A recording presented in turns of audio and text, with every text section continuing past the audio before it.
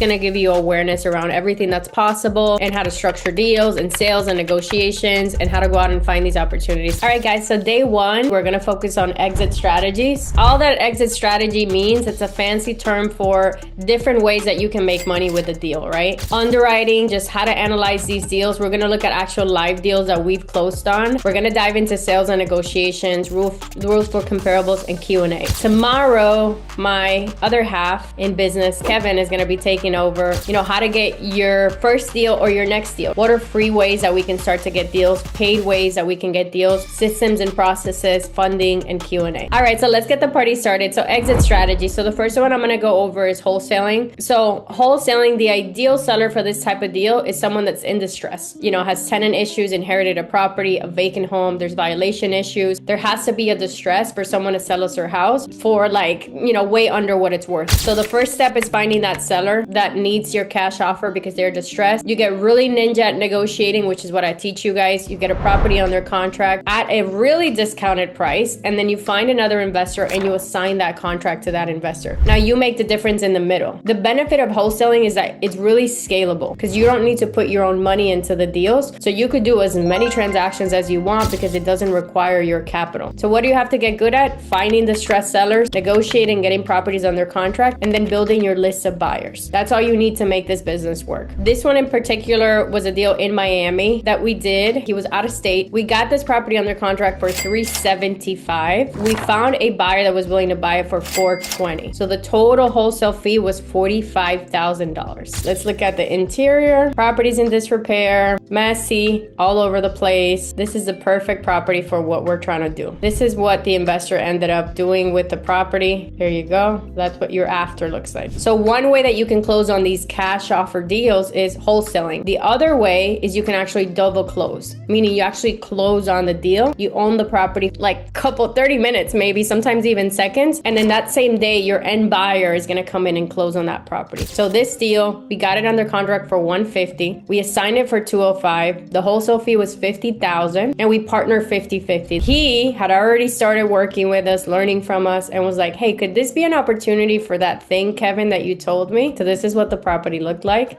This was his first wholesale deal. And the whole point here, guys, is this came over a conversation, networking over breakfast, and just explaining to him what these concepts are. Now that you guys are being introduced to this, other agents, when you can understand that this world exists, then it's, hey, I think I have one of those type of deals you were telling me about. And that's how these opportunities attract in having these conversations. Yeah. So this was actually all about network. All right, let's go over listing, because a lot of you guys are licensed. If you're not licensed, there's listing opportunities out there and you can build referral partners and refer it out to agents in your network. So if they don't want the cash offer, then we're just going to go ahead and list it. So that's listings. And then we get into novation. Novation is a partnership with the seller. You tell the seller you're going to give him this much. You are paying for commissions, closing costs, and potential repairs. And then you're listing the property and selling it at a higher price. The difference between novations and wholesaling is with novations, you're going on the market and you're listing the property. It has to be a seller that's flexible with time, negotiable on price, and they're looking for convenience. Meaning, if the seller needs to close in 30 days, novation's not going to work. So when we're listing a property on a novation, we're looking at as-is value, not ARV. ARV means after repair value. There's two ways to do novations, and we've done both. You can partner with the seller, put it on the market, maybe do minor cleanup, take some really nice pictures, and do your repairs on the property after inspections and appraisals. We have also done where we partner with the seller, we put the money up front to fix up the property, and then we list it. Both are options, right? With the second option, where you're actually putting your money and risking it, there's a higher level of risk. The first option is less hassle, less risk, and you're spending less money. Now, with an novation, you can sell it to a finance buyer or you could sell it to a cash buyer. You're getting access to the MLS. So with a finance buyer, this is a deal that we did in Orlando. We actually came in and listed the property. All right, now let's get into creative financing. Creative financing is an umbrella term. There's a lot of things that you could do with creative financing. There's acquisition strategies, meaning you can acquire a property using creative financing. And you can also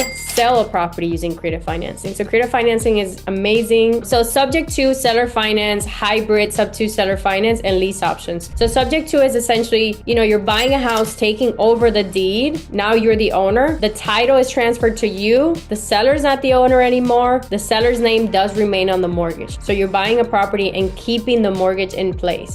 So seller finance, for seller finance to work, the property has to be paid off. This is great for your tired landlords that have owned properties for multiple years, but they're tired of dealing with the tenants and the property's fully paid off. So here you're negotiating and agreeing to the price, the monthly payment, the terms, you're purchasing the home, and then you're taking title. So the benefits of seller finance is that you can build a portfolio and you can negotiate really great terms. You can buy a property with 1.2 interest rate, very little down payment. You can get really creative with these deals and get some really solid opportunities. There's a thing called a lease option. Now we're getting crazy with it. It's a sandwich lease option, meaning I have a lease option with Jesse. No, Jesse has a lease option with me. I'm the owner. So Jesse's coming to me and telling me, I want to rent this property with the option to buy it in 5 years. Now Jesse has this lease option agreement. He's going to Corrado and he's telling Corrado, hey Corrado, do you want to rent this property from me with the option to buy it in 5 years? Now Jesse's in the middle, right? He's not the owner of the property, but he has control of the initial agreement. So now he can ask Corrado for more money on the rent and he's creating cash flow. He can ask Corrado for a higher purchase price in 5 years. So now Jesse, even though he doesn't own the property, is making money in the future with Corrado if Corrado executes, and he's making monthly cash flow. So it's a great way without really having the ownership on the property for you to also start making money. Wraps is another strategy. Once you have an existing loan, you're creating a loan that's on top of that loan. My initial loan is $1,000 a month for $200. You're creating another mortgage and providing your end buyer with the financing. So if Jesse has a property that he owns that has a loan for $200,000 and he's paying $1,000 a month, Corrado's gonna come in and Jesse's gonna offer him a loan for $300,000, paying $2,000 a month, and he's creating what's called a wrap. So the benefit of a wrap, very similar to a lease option, is cash flow. You can sell at a higher price, so you have a future upside of making money, and you can collect a down payment, right? So you're making money on the down payment. The risk is the person defaulting on the payment, right? If Corrado defaults on the payment, you're gonna have to go through a foreclosure. Texas has very particular laws with regards to lease options, wraps, and there are regulations that you have to follow if you're doing any type of financing. So you do have to go through the proper due diligence and actually qualify your buyer, keep proper documentation. You can't go out offering a bunch of loans to people. You have to be mindful of Dodd-Frank and all the regulations around seller financing. So as long as you're doing things the proper way, you should be fine. All right, seller finance, 0% interest rate. This is a property that we own personally. We got it from a Facebook ad. The purchase price to the seller was $210,000, but we bought it in a seller finance. We gave a down payment of $30,000. The term on the loan is 10 years. We pay the seller $800. We have it rented for $2,100, so our cash flow is around $700 a month. We bought it virtually, guys. We never saw this property. We did do an inspection. If it's a property that you're going to actually own yourself, just going and taking pictures, isn't enough. We actually had a proper home inspection. We went through the proper due diligence on this property. But here we had price that we negotiated, interest rate that we negotiated, down payment that we negotiated, time that we negotiated, and the monthly payment to the seller. This $800 is all principal. Obviously, we pay taxes, we pay insurance, so that's why the cash flow is $700. And we actually have a private money lender for this $30,000. So we didn't bring any of our own money to closing. So again, when you hear people saying, "Oh, I bought a property with zero money down," this is that type of deal. Long-term rentals. This is the most common one. You can fix to flip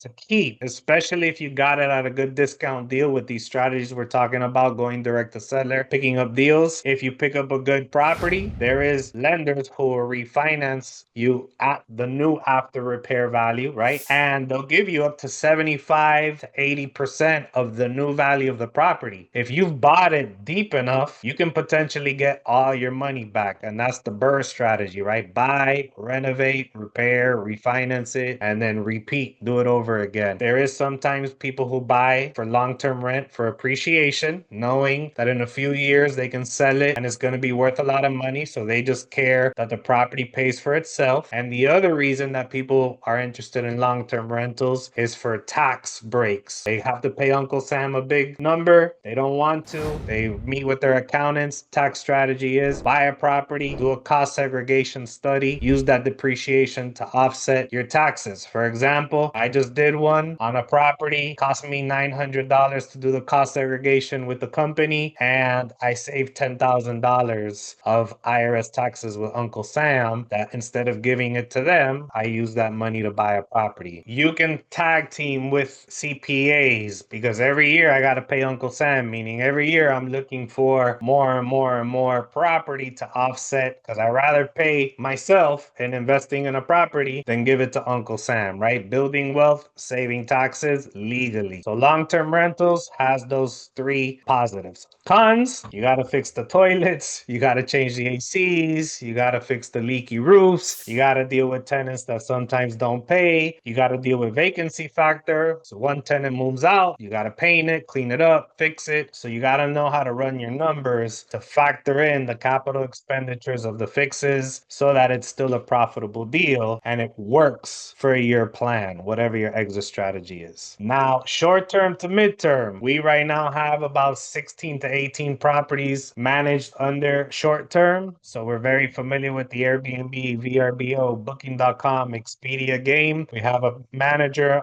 on site that handles all that for us. We have weekly huddles with them. And this tends to be more profitable on the cash flow side, right? Basically a hotel business, customer service. You got to worry about reviews. You got to give 5-star service so that they keep coming back and they leave positive reviews so other people find your property online and want to rent it and come through. Got to have the fresh towels. You got to have the soaps and all that good stuff. It has to smell good when you walk in there. Whenever something breaks, you got to run out and hurry up and fix it, because if I'm here for the weekend and your AC's broken, unlike a long-term tenant who might wait a day or two for you to fix it and get your guy over there and order the part, if you got to order a part and it's not coming till Monday in South Florida at 90-something degree weather, guess what I have to do? Cancel the listing, refund them, put them up in a hotel, or at least give them their money back and they go do what they got to do to avoid a bad review. Doesn't happen often, but definitely happens, especially when you have multiple short-term rentals. And in that case, the numbers have to be great enough for you to factor in all these things at the end of the year. Sure, I had to mission, I had to pay this, I have my management team, my cleaning service team, my contractors that charge me more because they drop everything to run over there and fix a problem within 24 hours. But I made $4,500 versus $1,600 in long-term rent. So it compensates, right? There's a return on investment for it. So in midterm, it's a little bit different, right? You have your traveling nurses. They want to rent for 2-3 months while they're there. There's not that turnover, but you still got to provide a good working property. There's a bunch of websites out there for midterm tenants, flight attendants that, work a certain route. They like to get midterm rentals so that they have a place to stay. They're tired of the hotel life, etc. So that's also a potential to make a little bit more cash flow. Usually they want them furnished, etc. Now, the next part of the process is the offer script. The offer script is very simple, very short. I spoke with my partners. The property qualifies for an offer. I wanted to go over that with you and what the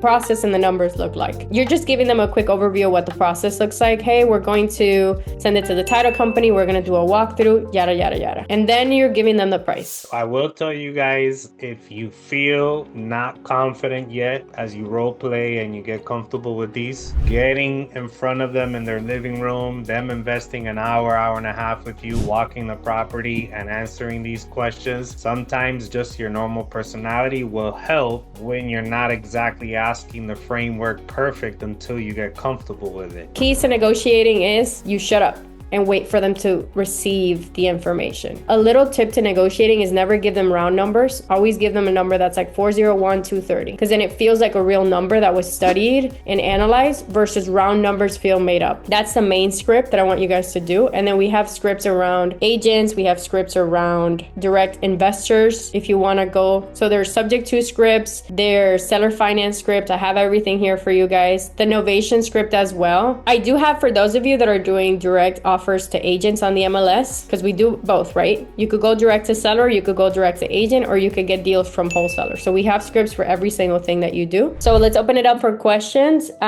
We just know that for any conversation, we have a script for it. Any questions? Anybody got anything for us? If More not, I'll money, start Kev. reviewing the ones. Smart Money Kev, talk to me here. I'm having tremendous success with motivatedSellers.com, but it's not bringing me enough leads. Talk to me, next step. Okay, so in Motivated Sellers, guys, you'll find an interview that I did with them 2 weeks ago. Watch it. They're a pay-per-lead provider. There's about 2 or 3 out there that I have a training on that I sign off on as credible, good. We've closed deals from them before. If you want to start practicing these scripts and trying to get deals like tomorrow, you're either gonna get on the phone and start cold calling, or if you want them to raise their hand and say, no, I want an offer, so that they're more warm, that's called inbound. Raise your hand, guys, if you have questions. That way we make sure we take care of your questions and you guys don't feel like you left out with questions. I was just curious. I didn't hear part of what you were saying about novations. So you said agents can't do the novations themselves? Don't list it yourself, no, because your name is on the purchase agreement and you're also listing it. There's a conflict of interest there. So I would get either a friend that you know or a flat fee to list it for you. I had this other question too. So like, let's say there's a property that's a good for a subject to, but they have an FHA loan. Now, would that still be qualified for a subject to? That's a great question. So there's a difference between assuming a mortgage, where then you have to go through the qualifying process to assume it. And then obviously if you're an investor and it's a primary residence loan, they may not approve that obviously, or offer you new terms, and you're not going to be able to assume that FHA loan at a 2.7 rate that they got 6 years ago. But as a subject to, there is a level of risk. This is why some people are not comfortable doing certain subject to deals, and we can get deeper into that conversation as the weeks go by. But you're assuming the mortgage, so the mortgage is staying in place with the terms and is still staying in the name of the original borrower, which 9 out of 10 times is the seller, and you are taking over title, which 9 out of 10 times you're usually taking it over in a trust. The only term is you're buying that property subject to the mortgage staying in place under the person's name. Okay, so I have a question, and the reason why I'm asking this question is because right now I'm actually negotiated lease with option to purchase in a commercial property for a client, and you mentioned that you record the lease. So how did you record the lease? Because it's the first time that I hear something like this. Have you heard of like recording memorandums and your notice of interest to a contract? Yeah. Yeah, so it's a similar process. So whoever is representing you, if you let them know like, hey, we want to protect our option on the property, etc., what do you suggest as far as getting it recorded, etc., and let them, guide you. Does that make sense? Awesome. Yeah, thank you. Cool. See you guys tomorrow. This is going to be recorded in the masterclass session, so if you want to rewatch it, the notes of the document we're going over is going to be right under it. Tomorrow we're going to be covering a lot of good stuff, so make sure you join tomorrow. See you guys mañana.